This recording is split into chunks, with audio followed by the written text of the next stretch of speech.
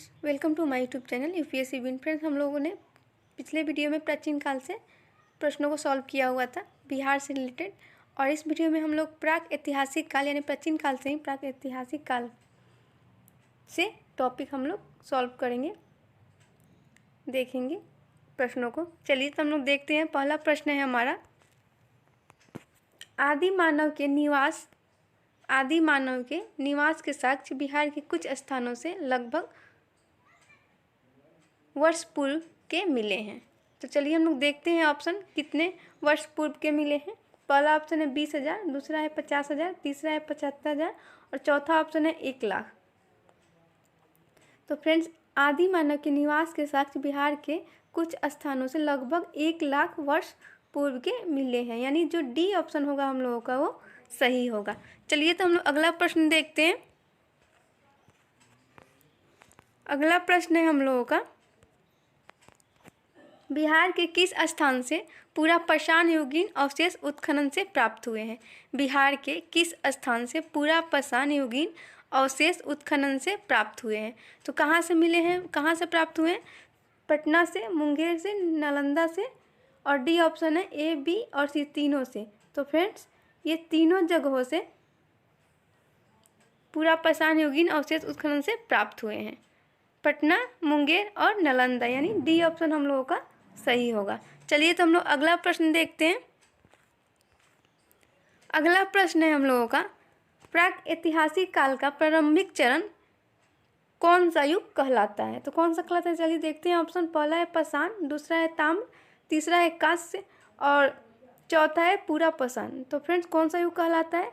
तो पाषाण युग कहलाता है, यानी ए ऑप्शन हम लोगों का सही होगा। चलिए तो हम लोग अगला प्रश्न देखते हैं। अगला प्रश्न है हम लोगों का,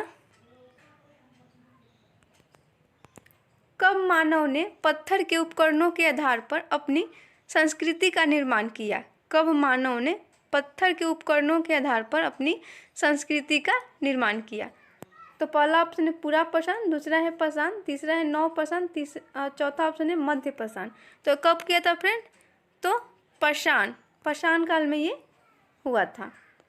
पाषाण काल में मानव ने पत्थर के उपकरणों के आधार पर अपनी संस्कृति का निर्माण किया, यानी बी ऑप्शन हम लोगों का सही होगा। चलिए तो हम लोग अगला प्रश्न देखते हैं। अगला प्रश्न है हम लोगों का, बिहार के किस स्थान से पूरा पाषाण युगीन उपकरण प्राप्त हुए हैं? बिहार के किस स्थान से पूरा पाषाण युगीन उपकरण प्राप्त हुए हैं? पहला ऑप्शन है जेठियन घाटी, दूसरा है वाल्मीकि नगर और तीसरा ऑप्शन है राजपोखर और चौथा है ए, बी और सी। तो फ्रेंड्स, यहाँ पे तीनों ऑप्शन हम लोगों का सही होगा, यानी जो डी ऑप्शन होगा वो हम लोगों का सही होगा। चलिए तो अगला प्रश्न हम देखते हैं। अगला प्रश्न है हम लोगों का, निम्न में से कौन सा जोड़ा गलत है? पहला है गया पेमार घाटी, दूसरा है मुंगेर पैसरा और तीसरा है भागलपुर राजपोखर और चौथा है पटना जेठियन घाटी। तो फ्रेंड्स, कौन सा इसमें से जोड़ा गलत है? तो आपका जो पटना है जेठियन घाटी, ये गलत जोड़ा है, यहाँ पे डी ऑप्शन गलत होगा। चलिए तो अगला प्रश्न हम देखते हैं। अगला प्रश्न है हम लोगों का, जेठियन घाटी पूरा पाषाण कालीन स्थल वर्तमान के किस जिले में स्थित है? चलिए तो ऑप्शन देखते हैं हम। पहला ऑप्शन है गया, दूसरा है मुंगेर, तीसरा है नालंदा, चौथा है भागलपुर। तो फ्रेंड्स, ये किस जिले में स्थित है? तो ये जेठियन घाटी पूरा पाषाण कालीन स्थल नालंदा जिले में स्थित है, यानी सी ऑप्शन हम लोगों का सही होगा। चलिए तो अगला प्रश्न हम देखते हैं।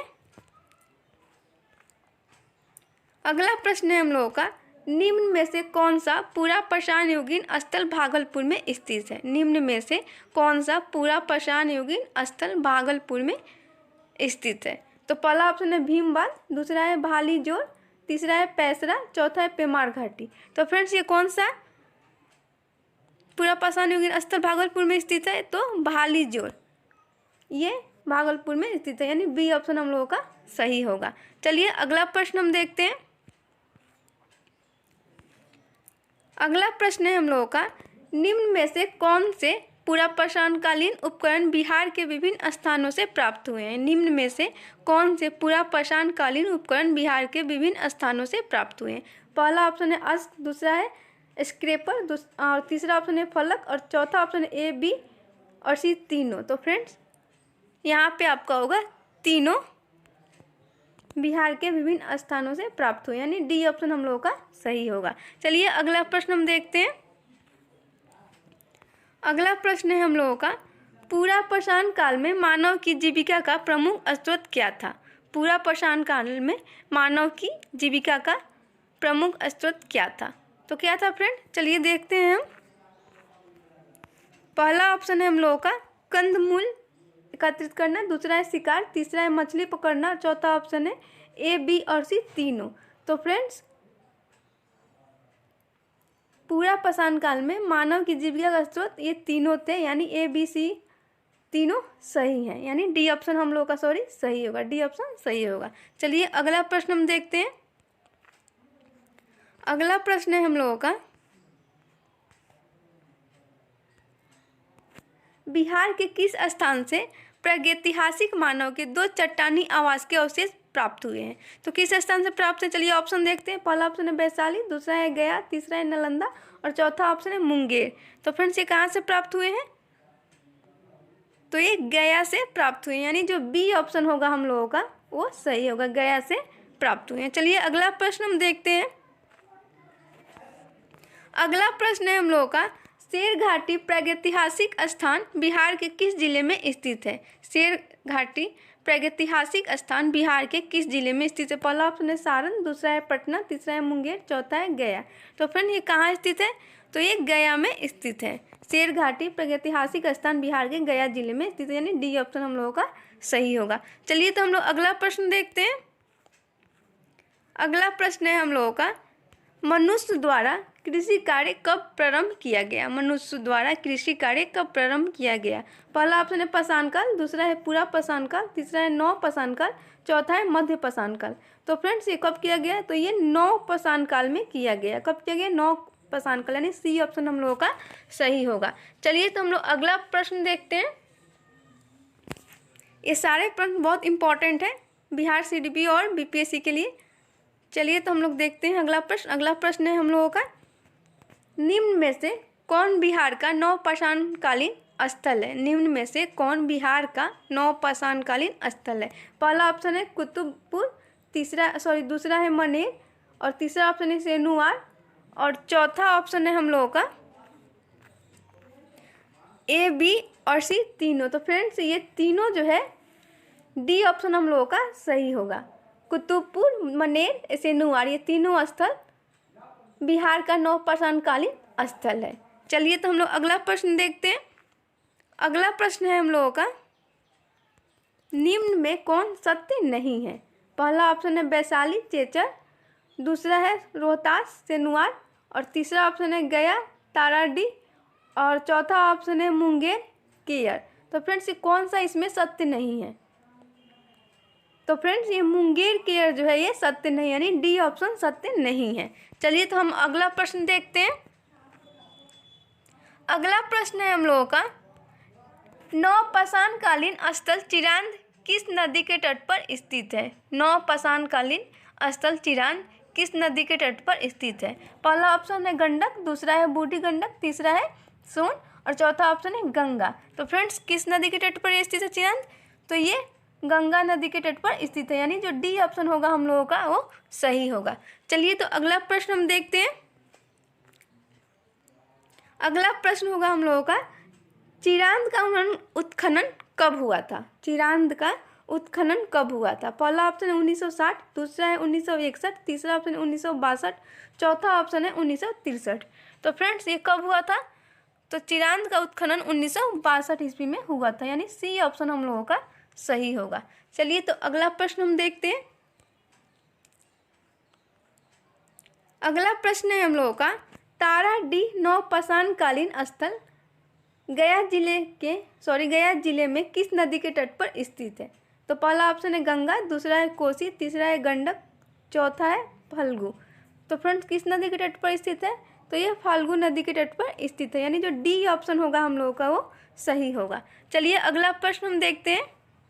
अगला प्रश्न है हम लोगों का, निम्न में से कौन नवपाषाणकालीन स्थल गुर्दा नदी के तट पर स्थित है? तो पहला ऑप्शन सेनुआर, दूसरा है कुतुबपुर, तीसरा है केयर और चौथा ऑप्शन है चेचर। तो फ्रेंड कौन सा स्थल नवपाषाणकालीन स्थल गुर्दा नदी के तट पर स्थित है?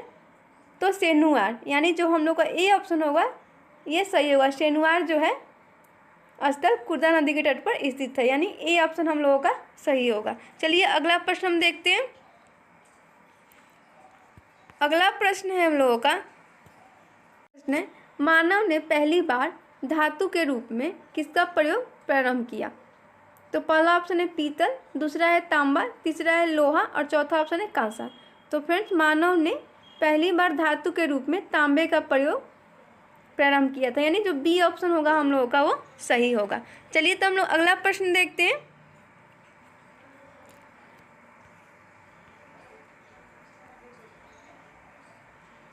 अगला प्रश्न है हम लोगों का, बिहार में ताम्र प्रशांत संस्कृति के प्रमाण कहाँ से प्राप्त हुए हैं? पहला ऑप्शन है अरियप, दूसरा है सेनुआर, तीसरा है मनेर और चौथा ऑप्शन है ए, बी और सी तीनों। तो फ्रेंड्स बिहार में ताम्र प्रशांत संस्कृति के प्रमाण अरियप, सेनुआर, मनेर यानी तीनों से प्राप्त हुए, यानी डी ऑप्शन हम लोगों का सही होगा। ए, बी और सी तीनों सही हैं। चलिए तो हम लोग अगला प्रश्न देखते हैं। अगला प्रश्न है हम लोगों का, 1050 ईस्वी पूर्व के आसपास गंगा नदी में अंतर्जी खेरा से किस धातु के मिलने का प्रमाण मिलता है? तो पहला ऑप्शन है लोहा, दूसरा है तांबा और तीसरा है पीतल और चौथा ऑप्शन है कोई नहीं। तो फ्रेंड किस धातु के मिलने का प्रमाण मिलता है? तो दोस्तों लोहा को मिलने का प्रमाण मिलता है, यानी ए ऑप्शन हम लोगों का सही होगा। चलिए तो हम लोग अगला प्रश्न देखते हैं।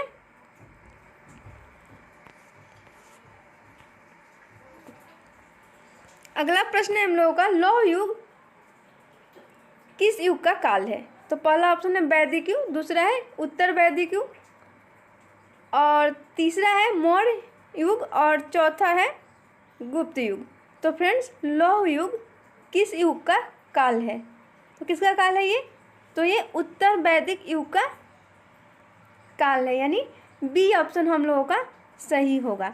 चलिए तो हम लोग अगला प्रश्न देखते हैं। अगला प्रश्न है हम लोगों का,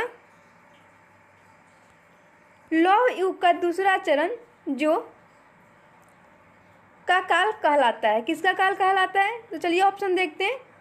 उत्तरी काले मृतभांड, दूसरा है धूसर मृतभांड, तीसरा है काले मृतभांड और चौथा है उत्तरी धूसर मृतभांड। तो फ्रेंड्स लौह युग का दूसरा चरण जो उत्तरी काले मृतभांड का चरण कहलाता है, यानी ए ऑप्शन हम लोगों का सही होगा। चलिए तो हम लोग अगला प्रश्न देखते हैं। अगला प्रश्न है हम लोगों का, बिहार में पहली बार नगरीकरण का साक्ष्य कब मिलता है? बिहार में पहली बार नगरीकरण का साक्ष्य कब मिलता है? तो कब मिलता है? तो पहला ऑप्शन है ताम्र युग, दूसरा है लौह युग, तीसरा है वैदिक युग और चौथा है इनमें से कोई नहीं। तो फ्रेंड्स बिहार में पहली बार नगरीकरण का साक्ष्य लौह युग में मिलता है, यानी बी ऑप्शन जो होगा वो हम लोगों का सही होगा। चलिए तो हम लोग अगला प्रश्न देखते हैं। अगला प्रश्न है हम लोगों का, हड़प्पा सभ्यता का काल कब से कब तक माना जाता है? हड़प्पा सभ्यता का काल कब से कब तक माना जाता है? तो पहला ऑप्शन है आपका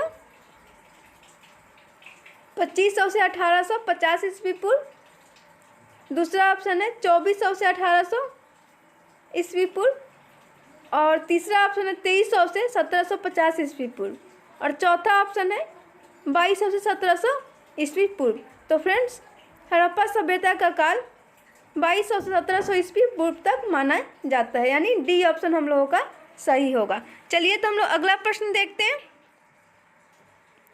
अगला प्रश्न है हम लोगों का, ऋग्वेद का काल कब से कब तक माना जाता है? पहला ऑप्शन है 1600 से 1100 ईस्वी पूर्व, दूसरा है 1550 से 1050 ईस्वी पूर्व और तीसरा ऑप्शन है 1500 से 1000 ईस्वी पूर्व और चौथा ऑप्शन है 1000 से 950 ईस्वी पूर्व। तो फ्रेंड्स ऋग्वेद का काल कब से कब तक माना जाता है? तो ये काल 1500 से लेकर 1000 ईस्वी पूर्व तक माना जाता है, यानी सी ऑप्शन हम लोगों का सही होगा। चलिए तो हम लोग अगला प्रश्न देखते हैं। अगला प्रश्न है हम लोगों का, आर्य संस्कृति का गंगा घाटी में विस्तार कब से कब तक माना जाता या हुआ था? आर्य संस्कृति का गंगा घाटी में विस्तार कब से कब तक हुआ था? तो पहला ऑप्शन है 1200 से 800 ईस्वी पूर्व, और दूसरा ऑप्शन है 1700 ईस्वी पूर्व, और तीसरा ऑप्शन है 1000 से 600 ईस्वी पूर्व, और चौथा ऑप्शन है 900 से 500 ईस्वी पूर्व में। तो फ्रेंड कब से आर्य संस्कृति का गंगा घाटी में विस्तार कब से कब तक हुआ था? तो दोस्तों ये 1000 से 600 ईस्वी पूर्व तक हुआ था, यानी सी ऑप्शन हम लोगों का सही होगा। चलिए तो अगला प्रश्न हम देखते हैं।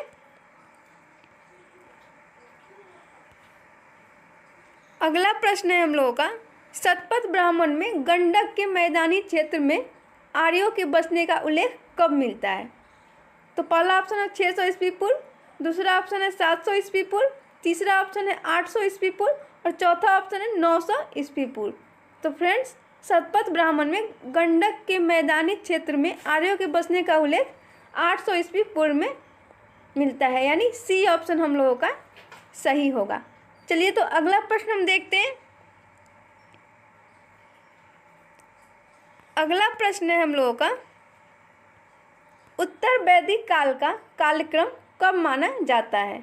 तो पहला ऑप्शन है 1100 से 500 ईस्वी पूर्व, दूसरा ऑप्शन है 1000 से 500 ईस्वी पूर्व, तीसरा ऑप्शन है 1000 से 600 ईस्वी पूर्व, और चौथा ऑप्शन है 1000 से 400 ईस्वी पूर्व।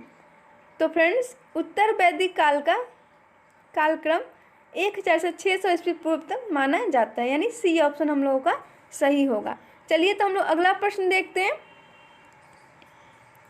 अगला प्रश्न है हम लोगों का, निम्न में से कौन सबसे प्राचीन एवं सबसे बड़ा ब्राह्मण ग्रंथ है? निम्न में से कौन सबसे प्राचीन एवं सबसे बड़ा ब्राह्मण ग्रंथ है? तो पहला ऑप्शन है शतपथ ब्राह्मण, दूसरा है ऐतरेय ब्राह्मण, तीसरा है कौशिकी ब्राह्मण, और चौथा इनमें से कोई नहीं। तो फ्रेंड्स यहाँ पे आपका जो ए ऑप्शन होगा शतपथ ब्राह्मण जो है वो सबसे प्राचीन एवं सबसे बड़ा ब्राह्मण ग्रंथ है, यानी ए ऑप्शन हम लोगों का सही होगा। चलिए तो हम लोग अगला प्रश्न देखते हैं। अगला प्रश्न है हम लोगों का, निम्न में से किसके रचयिता याज्ञवल्क्य हैं? निम्न में से किसके रचयिता याज्ञवल्क्य हैं? तो पहला ऑप्शन है सामवेद, दूसरा है ऋग्वेद, तीसरा है महाभारत, चौथा है शतपथ ब्राह्मण। तो दोस्तों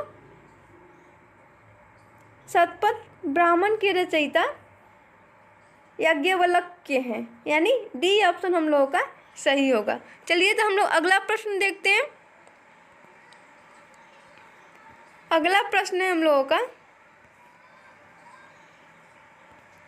निम्न में से किस साहित्यिक स्रोत के अनुसार आर्यों ने सर्वप्रथम उत्तर पश्चिम भारत में प्रवेश किया?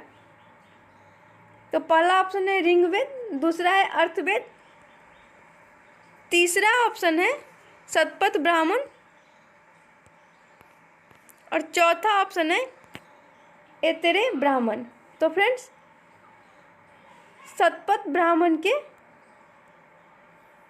अनुसार, शतपथ ब्राह्मण के साहित्यिक स्रोत के अनुसार आर्यों ने सर्वप्रथम उत्तर पश्चिम भारत में प्रवेश किया, यानी सी ऑप्शन हम लोगों का सही होगा। चलिए तो हम लोग अगला प्रश्न देखते हैं।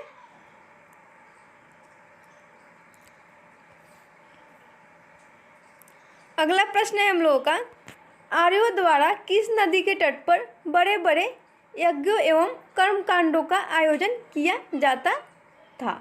तो पहला ऑप्शन है गंगा, दूसरा है यमुना, तीसरा है सरस्वती, चौथा है साबरमती। तो फ्रेंड्स सरस्वती नदी के तट पर आर्यों द्वारा बड़े बड़े यज्ञ एवं कर्मकांडों का आयोजन किया जाता है, यानी सी ऑप्शन हम लोगों का सही होगा। चलिए तो हम लोग अगला प्रश्न देखते हैं। अगला प्रश्न है हम लोगों का, निम्न में से किसकी कहानी शतपथ ब्राह्मण में मिलती है? निम्न में से किसकी कहानी शतपथ ब्राह्मण में मिलती है? तो पहला ऑप्शन है केशव, दूसरा है माधव विदेह, और तीसरा है गौतम राहुगण, और चौथा ऑप्शन है बी और सी दोनों। तो फ्रेंड्स माधव विदेह का भी और गौतम राहुगण का भी, यानी यहाँ पे डी ऑप्शन हम लोगों का सही होगा। इन दोनों की कहानी सतपथ ब्राह्मण में मिलती है, यानी डी ऑप्शन हम लोगों का सही होगा। चलिए तो हम लोग अगला प्रश्न देखते हैं। अगला प्रश्न है हम लोगों का, निम्न में से किसके द्वारा आर्य संस्कृति का विस्तार उत्तर बिहार तक किया गया? तो पहला ऑप्शन है गौतम राहुगण, दूसरा ऑप्शन है माधव विदेह, तीसरा है केशव और चौथा ऑप्शन है दीपेंद्र नाथ। तो फ्रेंड्स, माधव विदेह द्वारा आर्य संस्कृति का विस्तार उत्तर बिहार तक किया गया, यानी जो इसमें बी ऑप्शन होगा वो सही होगा। चलिए अगला प्रश्न हम देखते हैं। अगला प्रश्न है हम लोगों का, निम्न में से किस नदी को सदा नीरा कहा जाता है? तो पहला ऑप्शन है गंगा, दूसरा है सोन, तीसरा है गंडक और चौथा है फल्गु। यहाँ पे पहला ऑप्शन होगा गंगा, दूसरा होगा गंडक, तीसरा होगा सोन और चौथा होगा फल्गु। तो फ्रेंड्स, निम्न में से किस नदी को सदा नीरा कहा जाता है? तो गंडक नदी को सदा नीरा कहा जाता है। यहाँ पे जो होगा बी ऑप्शन वो सही होगा, बी ऑप्शन हम लोगों का सही होगा। चलिए तो अगला प्रश्न हम देखते हैं। अगला प्रश्न है हम लोगों का, आर्यों के मिथिला विदेह क्षेत्र में विस्तार एवं बसने का प्रमाण कहाँ से मिलता है? तो पहला ऑप्शन है हम लोगों का ऋग्वेद,